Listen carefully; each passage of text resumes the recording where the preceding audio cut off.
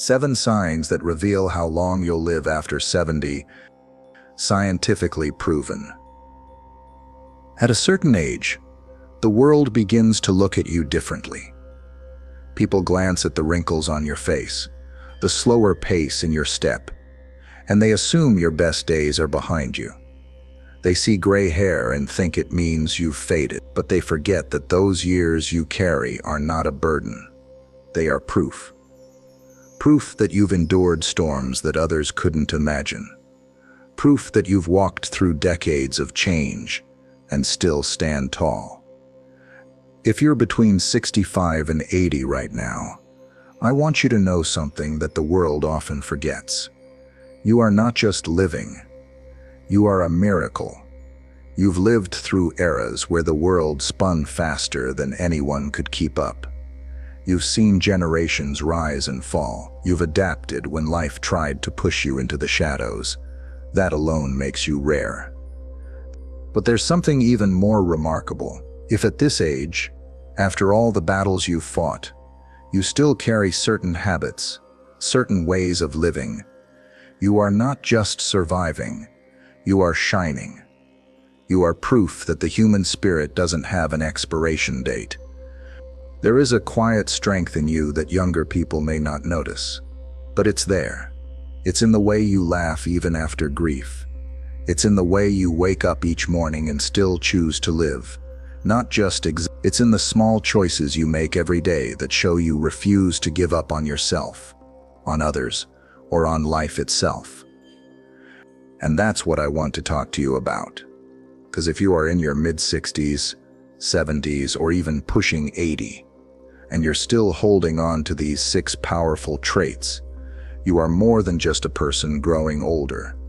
You are a rare gem, a treasure in a world that doesn't make many like you anymore. Number 1, you still choose curiosity over comfort. There's something remarkable about a man or woman in their late 60s, 70s, or even 80s who still has that light in their eyes, the spark that says, I'm still learning, I'm still searching, I'm still alive inside. Too often the world expects older people to shrink back into silence, to stay in the familiar, to let life pass by without reaching for more. Yet you, the one who still picks up books, asks questions, tries new recipes, or even figures out how to use that new piece of technology, you are rare. Curiosity is not just a hobby. It is the lifeline of the soul. A curious person refuses to let their mind grow stale. They don't settle for the dull ache of repetition. They keep their world expanding, even when society tells them their world should be narrowing. That takes courage, and it takes humility. Because choosing curiosity means admitting you don't know everything yet, even after decades of living. It means sitting with the wonder of the world, refusing to let your spirit harden. Think about how many people, by the time they reach 70, have built walls around their lives. They say, I've seen enough, I've done enough, I don't need to learn anymore. They give up on adventure, not because their body forces them to, but because their heart has grown weary. Yet you, the one still flipping through travel magazines, listening to new music, or asking your grandkids to teach you how to use that smartphone, you are proof that curiosity keeps us young far beyond our years. In America, curiosity is often seen as a trait for the young, for the ambitious, for those with time ahead. But when an older soul chooses it, it transforms into something deeper. It becomes a legacy. Your children and grandchildren watch you. They see that you don't fear change, that you welcome it. They realize life doesn't end when the candles on the cake become too many to count. They see your mind sharp, your heart open, and they learn that aging doesn't have to be about fading, it can be about glowing with wisdom and wonder. If you still seek out knowledge, you are preserving something sacred within yourself. That spark of curiosity is what keeps your conversations alive, what makes your presence magnetic. People want to be around you because you remind them that life is still worth exploring, no matter the number of years behind you. You are not just aging, you are evolving. And that, my friend, is rare. Number 2, you carry yourself with gratitude instead of bitterness. Life has not been easy. By the time you reach 65, 70, or 80, you've seen enough storms to know how sharp the winds can cut. You've lost people you loved. You've faced days where the bills stacked high and the strength in your bones felt low. You've endured disappointments that left marks on your heart. And yet, despite all of that, if you can wake up in the morning and say, "Thank you," then you carry a treasure most people will never hold. Gratitude in old age is not the shallow kind. It is not saying thank you for the little conveniences. It is a posture of the soul. It is choosing to look at what remains instead of obsessing over what's been lost. Many elders fall into bitterness. They replay regrets.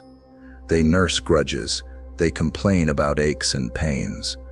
Or they resent the younger generations. That is common. That is ordinary. But you, if you still look at the sunrise with awe, if you still bless the food on your table, if you still feel thankful for the laughter of family, you are extraordinary. Gratitude has a glow that bitterness cannot touch. When you carry gratitude in your voice, in your smile, in the way you treat others, you radiate something irresistible. People want to be near you, not out of obligation, but out of joy. They leave your presence lighter, encouraged, hopeful, because in you they see that life can be hard and beautiful at the same time. Think about how powerful that is. Younger people often believe aging means becoming resentful, grumpy, or stuck in the past. But when they meet you, the grateful elder, you break that lie. You show them that it is possible to reach your 70s or 80s with a heart soft, not hard. You prove that joy does not die with youth. It deepens with age. Gratitude makes you rare because it is not an accident. It is a choice. You've lived long enough to know that bitterness is easier. Complaining is easier. But you've chosen the harder, holier. You've chosen to see blessings in the midst of scars, laughter in the midst of wrinkles, hope in the midst of loss. That is wisdom. That is power. And when you carry gratitude, you carry light. In a world where so many people feel entitled, angry, or empty, you shine like a gem. You remind us all that gratitude doesn't come from perfect circumstances.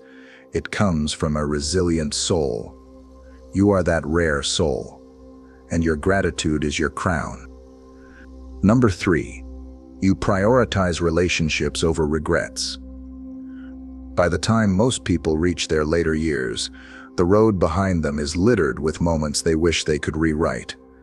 Words left unsaid, apologies never made, friendships that slipped away, family ties strained by silence. Regret has a way of haunting the elderly, whispering reminders of what they didn't do, who they didn't become, or the connections that slipped through their fingers. For many, regret becomes the story of their final chapters, but not you. If at 65, 70, or 80, you are still reaching out to others, still calling your friends, still laughing with your children, still mending broken ties, still choosing love over pride, you are a rare soul. Because instead of letting regrets weigh you down, you've chosen relationships to lift you up. Think about it, how many people live their last years in isolation? They push away family because of old wounds. They stop making friends because what's the point at my age? They believe they are too old to repair what was broken. But you, the one who still opens your door, still shares your heart, still invites people in, you are proof that love has no expiration date. Relationships at this stage of life are not about quantity. They are about depth. If you are still nurturing bonds, still showing up for others, still valuing laughter around a dinner table, more than the haunting replay of old mistakes.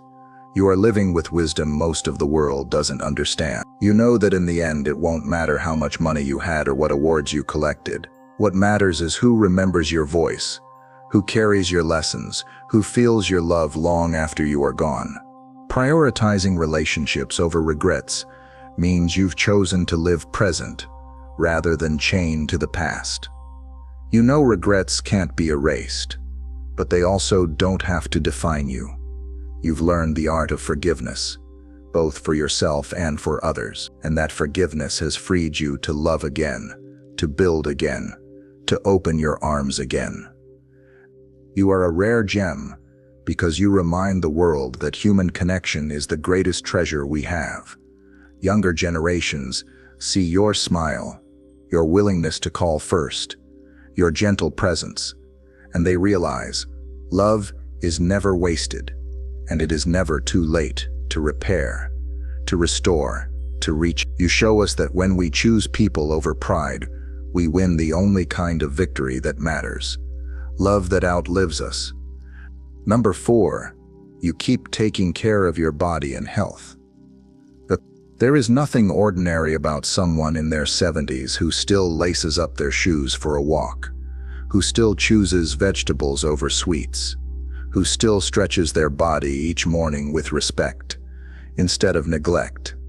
Because the truth is, many give up by then. They surrender to the aches and pains, to the slowing pace of their bones, and they stop trying. But you, if you're still honoring your body at this age, you are proof of something sacred. Discipline and self-respect do not expire. Taking care of your health in later years is not about vanity. It's not about chasing youth or pretending age hasn't touched you. It's about gratitude for the vessel you've been given. Your body has carried you through storms, through work, through raising children, through loss and love. And when you continue to nourish it, to move it, to strengthen it, you are showing reverence for the gift of life itself.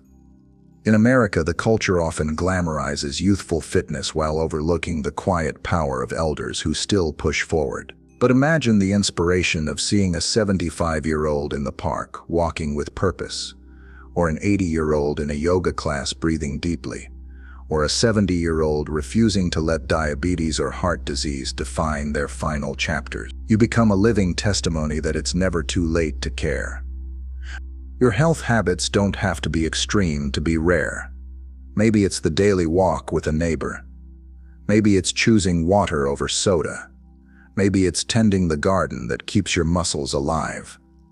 These small acts of care are not just physical, they are spiritual. They tell your soul that you are still worth the effort.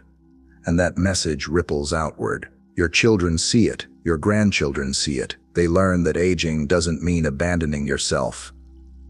You are a rare gem because you've chosen resilience over resignation. Your health practices aren't about adding years just for the sake of numbers. They are about adding life to your years. Every step you take, every healthy choice you make, you are declaring, I am still here, and I will honor this body until my last breath. That declaration is powerful. It is rare, and it inspires the rest of us to do the same. Number 5. You continue to serve and give to others. There's a quiet greatness in the elder who, even after a lifetime of giving, still finds ways to give more. By the time you're 65, 70, or 80, you've already poured out decades of yourself, raising children, working jobs, helping neighbors, carrying communities.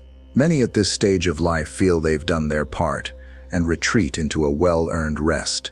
And while rest is beautiful, if you still serve, if you still volunteer, if you still offer your wisdom, your time, your hands, you are one of the rarest souls walking this earth.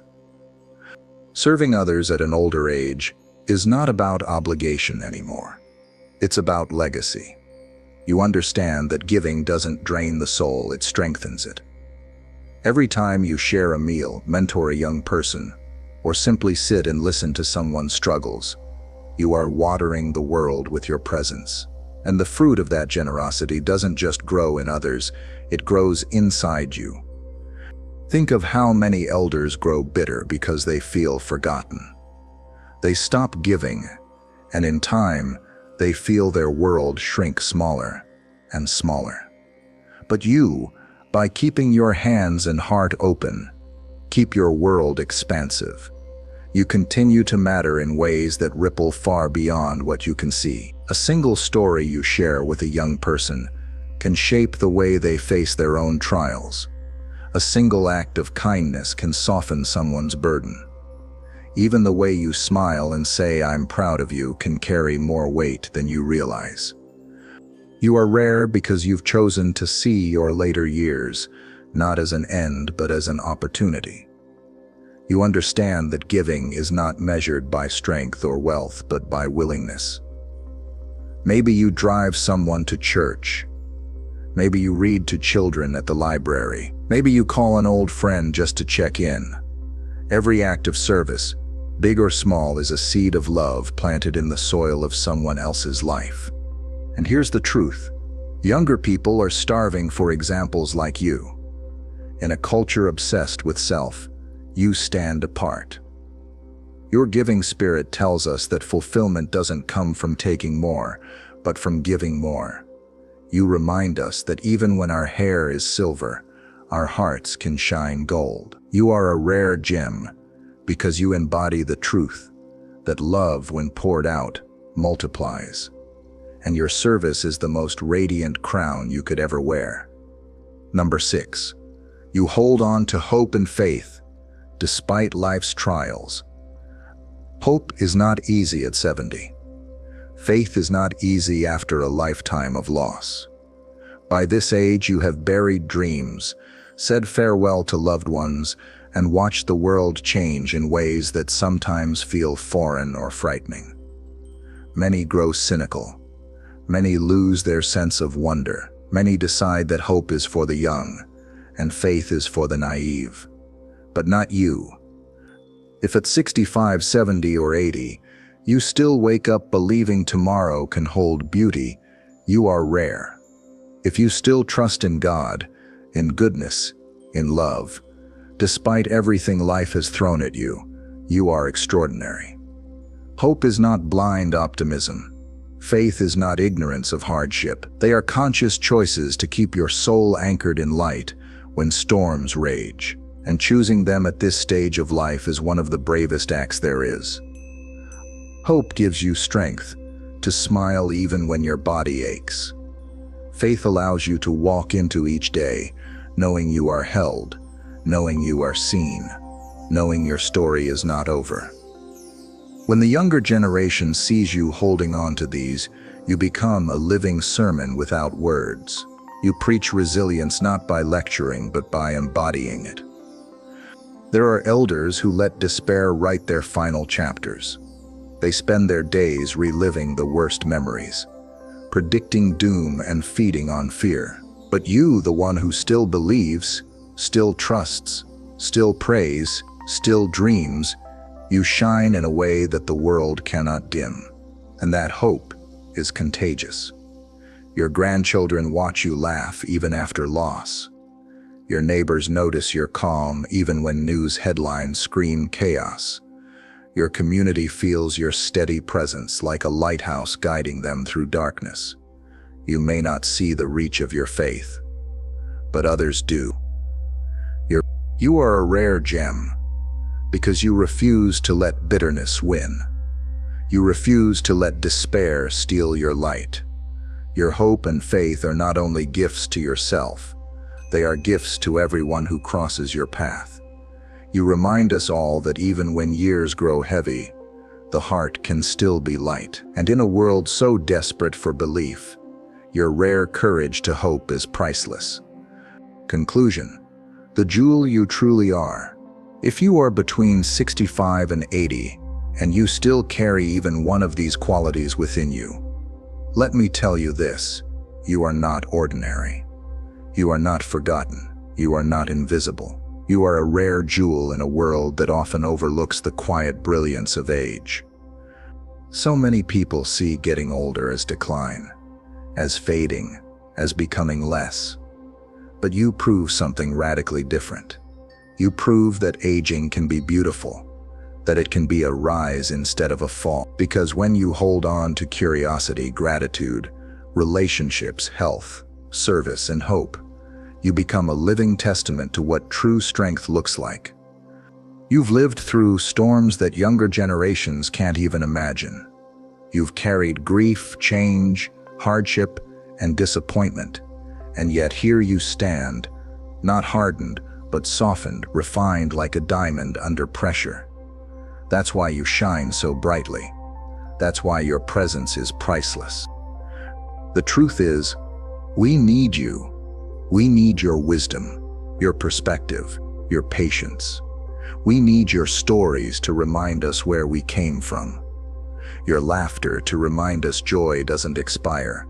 Your steady hope to remind us there is light, even in dark times. You may not always feel seen, but every time you love, every time you share, every time you smile, you are shaping the world around you. And maybe that's the rarest thing of all. You are not rare because of what you have accomplished, but because of who you have become. The decades have polished you, tested you, and revealed the brilliance that was always inside. So if you are listening to this and you still do these things, take this as your reminder. You are a rare gem. You are living proof that life after 65 is not an ending, but a legacy in motion. Keep shining, keep loving, keep giving, keep hope, because the world is brighter with you in it, and your light is needed now more than ever.